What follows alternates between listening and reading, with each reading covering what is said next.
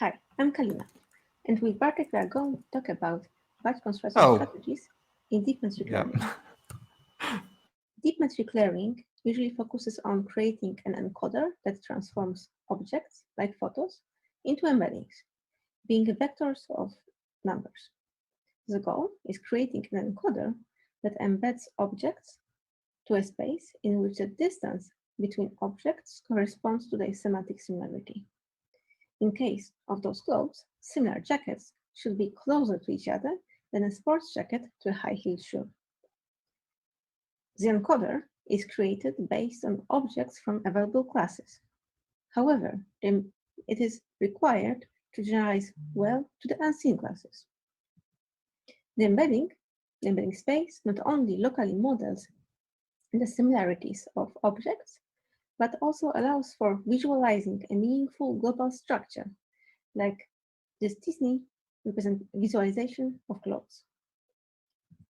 Why having such embedding is important?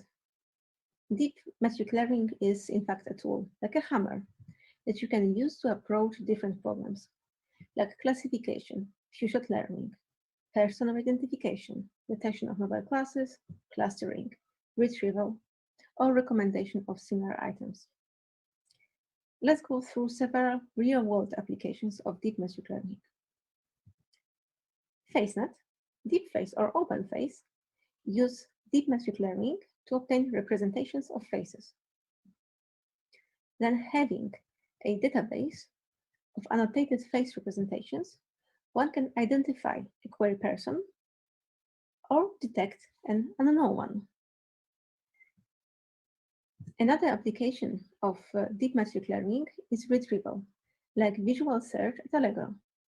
Having representations of available items, like clothes in this example, one can search them with a query item and retrieve the most similar items. Another application is recommendation of similar items, like YouTube videos. In this example, the leftmost column represents the query videos, and the columns of the right give the videos that are most similar to the query.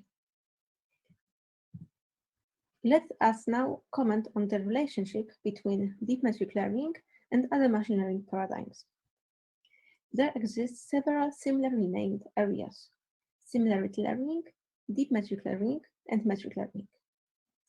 The first, similarity learning, is the most general one. It captures the methods of learning a function measuring how similar two objects are. Metric learning is more specific. It restricts the learned functions to distances or metrics, obeying the relevant axioms.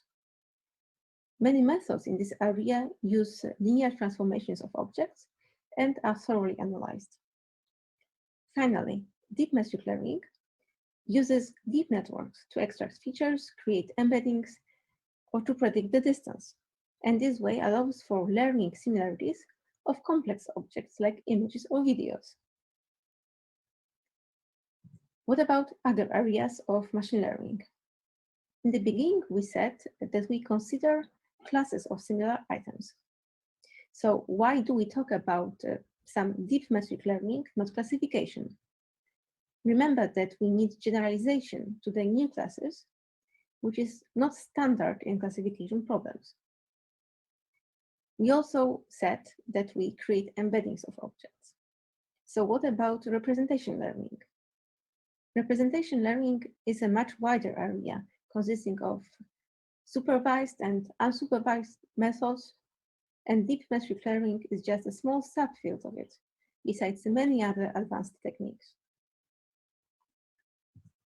Let's now move to an overview of the learning process. As we said, we need a function or an encoder denoted with F on the slides, transforming objects from the original space to a space where the distance corresponds to the semantic similarities of the objects.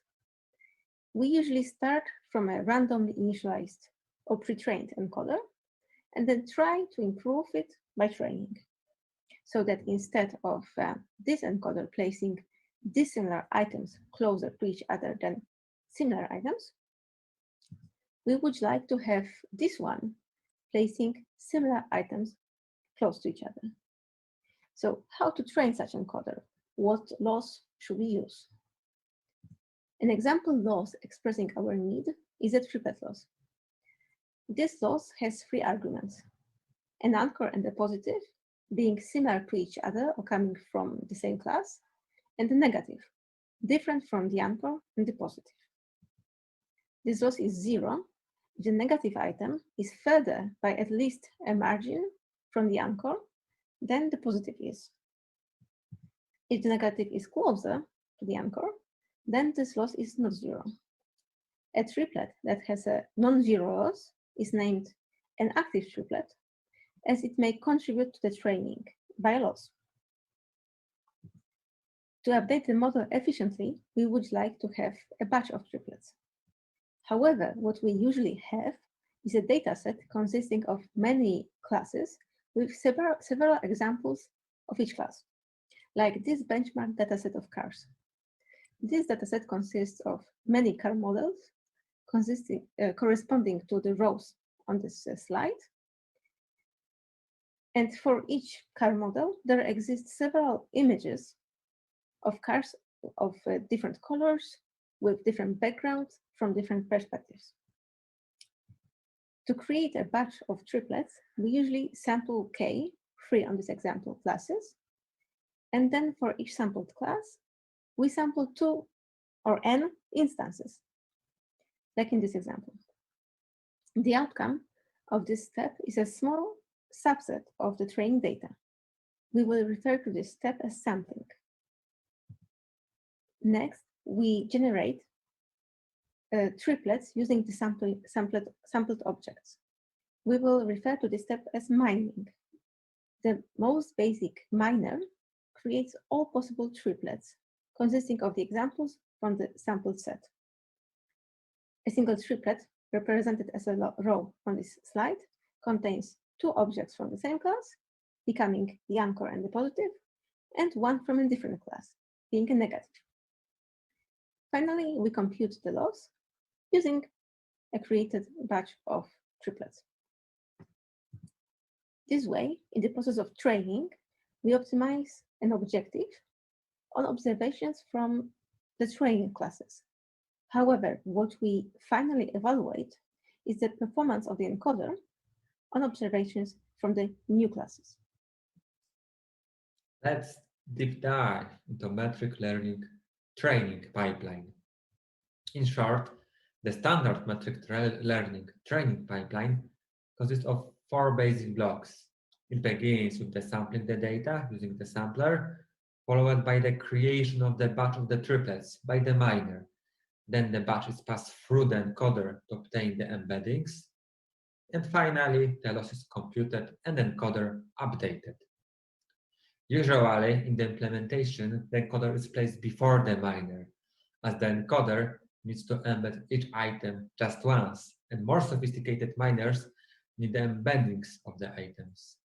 However, for the simplicity of this presentation, we present this order, as it allows us to focus on the stage of the creating the triplets. Kalina described an example implementation of each block, but these are not the only possibilities. The research on the deep metric learning is focused on the modification of these blocks to boost the performance of the encoder. A lot of losses, besides the triplet loss, were proposed to better capture the metric learning task. However, many of them are proposed mostly based on the intuition or some kind of empirical observation. The losses differ significantly. They are computed for different arguments. In the remaining part of this talk, we will still focus on the triplet loss. Another area of the research, besides the loss, is the miner. Previously, we described the simplest miner, holding the batch of all possible triplets generated from the sample of data. However, there are many much more batch construction strategies, like generating all positive pairs with the hard negative or easy negatives. Those strategies are based on the empirical observation, like different triplets contribute differently to the training of the encoder. All these strategies start with the simply sampling random classes and random observation, and little research is being done on the sampling stage. Notice that both sampler and miner select triplets to be used in the training. This way, they modify the optimized criterion. Too easy triplets leads to no loss, too hard to the optimization problem. Too specific triplets present only certain type of the similarities.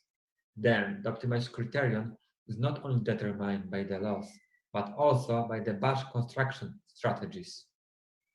The intuition from the empirical results from the paper suggests that there are important factors impacting the model performance: the number of the active triplets and the similarities of anchor to positive and negative items. Yet it's unclear what and why result in the best encoder. Usually, but not always, the more active triplets leads to a better encoder. Also, some papers show that harder positives are beneficial, while others show that easy positives are better. Also, the recent paper from the ICCV and ICML show that many results from the deep metric learning papers are not reproducible, and many reported performance gains are results of the improvement of the encoder, like the better data augmentation or training parameters, not the minor or the loss change. We reproduce the results of the several existing methods and introduce the new one, hard sampler. We propose a new sampler that samples instances of similar classes instead of the random one, and this way it enables the construction of more active triplets in the mining stage. The proposed sampler with the class proxies to measure the similarity between the classes, and we represent each class proxy as the average embedding of observation from a given class. We'll go for an example of how the proposed sampler works. This slide is the embedding space in which the images of 5 classes are embedded. Then, the hard samplers require class proxies. They can be computed before each epoch by embedding the whole training dataset and computing the average embedding for each class. Then, to create the batch, firstly, the hard sampler chooses some classes at random, for example, just one class, marked with the red circle. Secondly, it chooses several classes closest to the one selected by random using calculated proxies. In this case, it will be the class 3 and 5. Finally, it samples several examples at random from the selected classes. Then the miner uses samples to produce the triplets. In short, hard sample chooses similar classes instead of the random ones to compose the batch. How does hard sample influence the quality of the encoder? The plot gives us recall at 1, which is equal to accuracy of various methods on 3 benchmark dataset: cars, Stanford online products, and InShop. The first column gives the result of the encoder trained using the baseline strategy, using the random sampler, miner, and triplet loss. The next column gives the results of the divide and conquer, a method that also modifies the sampler to get more active triplets. However, it additionally modifies the loss function. Cross-batch memory is the current state-of-the-art method. It's also increasing the number of active triplets in the batch. It does not modify the sampler or miner, but enrich the sampled batch by adding the items from the previous batches. The last column gives the result of our proposed method. The hard sampler beats the baseline and also state-of-the-art method of 2 from the 3 presented datasets. It improves the performance of the encoder by just simply change the training procedure, especially compared to the other methods. Let's now move on to the number of the active triplets and the similarity of the anchor to the positives and negatives items, which may influence the model performance. And these plots show the fraction of the active triplets in the batch created using the random sampler. You can see that when the encoder gets better during the training, the fraction of the active triplets drops close to the zero. Using the same miner but changing the sampler to the hard sampler, we get much higher fraction of the active triplets in the batch. This shows that the hard sampler indeed increased the number of the triplets on which the encoder is trained, and which is one of the possible factors influencing the performance of the encoder. How does it impact the distribution of the loss among triplets in a single batch? The plot shows the histogram of the triplet loss with the margin equal 0.2 among triplets in batches constructed by the random sampler and hard sampler. To create this plot, we use the same encoder in both cases. The hard sampler produced the less triplets with loss lower than the margin, and more triplets with loss higher than the margin compared to the random sampler. This shows the hard sampler produced more triplets in which the negatives are closer to the anchor than the positives. And the top right plot shows the histogram of the anchor negative distance. The hard sampler gives negatives that are on average closer to the anchor than the random. This fact is not surprising as we designed the hard sampler to deliver more hard negatives. However, the histogram of the anchor positive distance on the bottom right plot require more comments, as not the only negative produced by the hard sampler are closer to the anchor, but also positive are closer. Such behavior was not designed by the hard sampler idea, as choosing the positive pairs is the same as in the random sampler. This requires a short explanation, so let's analyze these positive items which participate in the active triplets, depending on the location of the negative items. The picture shows an anchor and three positive items in one dimension, which represent the distance between the object and the anchor. With the arrow, we mark the margin from the triplet loss. If the negative item is for the red dot show, the only two more distant positive items will produce the active triplets. This corresponds to the random sampler, which produce easier negative and harder positives, because the items are farther from the anchor.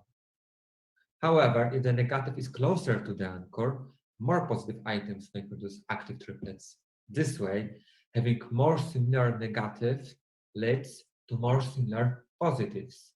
Interestingly, recent publication designed special mining strategy, creating easy positives and hard negatives, which results the better performance of the encoder according to the authors. Hard sampler is doing the same. And also, hard samplers improve the performance of the encoder compared to the random sampler, and indeed change the number of the active triplets and the distribution of the distances, to which many people contribute the performance boost. But this also leaves us with an open question for the future research. Similarly to the other publication, we already have empirical results showing the advantages of our proposed method. But we are interested in more understanding of the reason of this good performance. Is it related to the number of active triplets or the distance within the items in the triplets? Or maybe there are some other explanation. Most of the paper will be the deep metric learning with own intuitions, sometimes contradictory, of what is important and why. We are interested in validating these ideas to build a better understanding of this domain. Thank you for your attention. If you want to work in an interesting project and do research, apply for the research engineer position at Allegro. Thank you.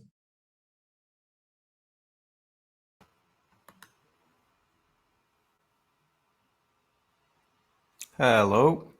So I missed an introduction. So here we have Bartosz Ludwiczuk and Kalina Jasińska-Kobus, both from Allegro, which you could see especially at the end of the presentation with this kind of ad or position. And Kalina is doing her PhD at Poznań University of Technology, and as far as I know, you should be finishing it soon. Yep. And she's interested in extreme classification like Marek before, and Bartosz, as far as I know, is interested more in vision, computer vision, yeah? Exactly. This kind of stuff. Okay, so, we have some questions. In your opinion, what are possible directions that research on deep metric learning will follow in the near future? And I'm not sure. Yeah. I think it's rather a question to Bartek. Okay, fine. It's a very tough question, in fact, because in fact there is very recent progress in the deep metric learning. And then, in fact, in the recent, I don't know, I can say papers, it was mainly the increasing the number of this positive and negative as we do. This is the main impact, the impact of the accuracy in the recent papers. But in general, there is, as we said in the presentation, there is a lot of focus in the loss functions, in fact. And I think that this is the way that it will change maybe in the future. In fact, the metric learning task is used in the many others specific subtasks. I mean, the representation learning and this other we mentioned. So I think that in the future, the metric learning will merge with the ideas from the others topics like the representation learning. This is the main thought from me.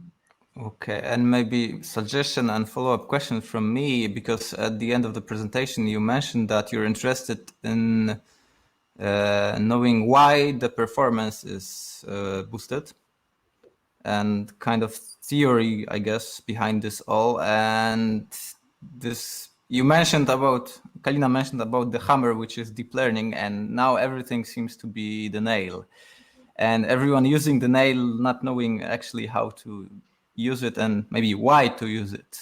Perhaps this could be direction for deep metric learning. And the question again, is this part of deep learning is like most of deep learning, so lots of hand waving and we don't know why?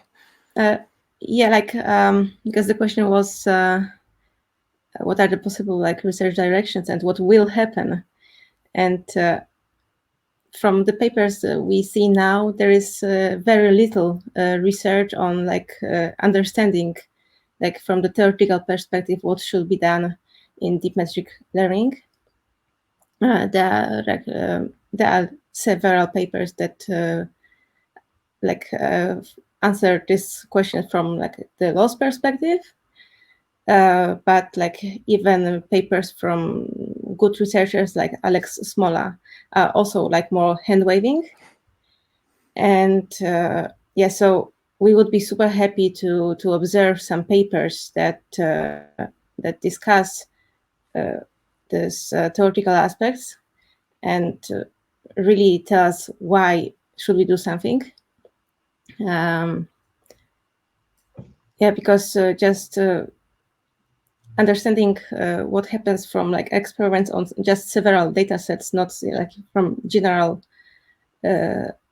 question, is just, it's hard. And yeah, we were trying to apply this approach and understand this from theoretical perspective, but it is hard. And we'll see what will happen.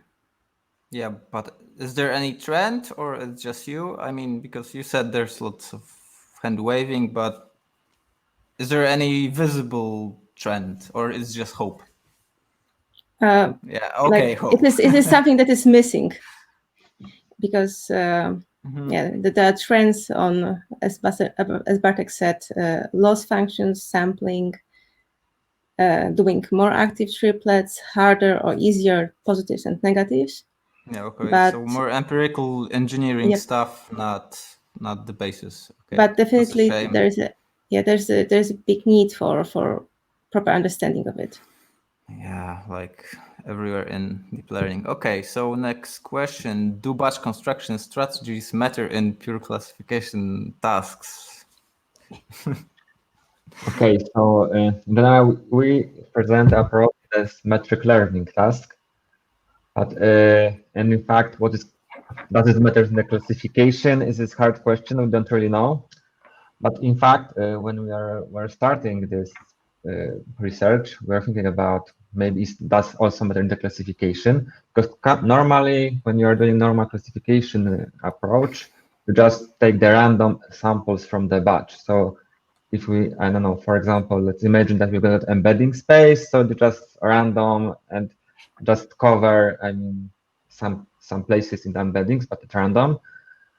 And maybe if we would apply the hard sampler idea, so in the single batch will be only the observation which are similar on the classification, it will also change something. But I mean here that as in the classification, we don't have the relation within the observation in the batch, so it maybe does not matter as much, but it maybe matters in the optimization task. Yes, maybe the model will focus in each batch in the different features because they have the similar features in a single batch. But currently we are not sure what will be the what will be the how it will work the classification, but it's something that we also want to maybe check in some kind of tasks. And maybe some connection or thoughts on reinforcement learning and batch construction? No. Okay, there's a one. I think I'm not very a fan of the reinforced learning, to be true. Oh, but very there original. yeah, that's very original. But there is a paper, in fact, was trying to construct the batch using the reinforced learning, in fact. So there is some tries, and it was working. Maybe it was not state of the art, but general idea is also to measure the impact, some kind of the impact of the batch, and then create the agent, which will be some inform the sampler about it. So there was only the single paper about it, and it was working better than the random one. So this something, but it was worse than our strategy. But there's some thoughts about it in the community. Yeah, but I was rather interested in using these approaches in reinforcement learning, okay. not using reinforcement learning in this approach. I mean, instead of. So as I said, I'm not a big fan of reinforcement learning. I'm not sure about the pipeline. Maybe Kalina knows more.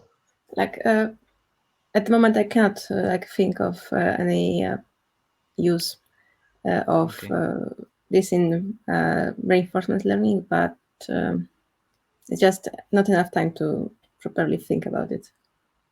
Yeah, okay, sure. So I'll check.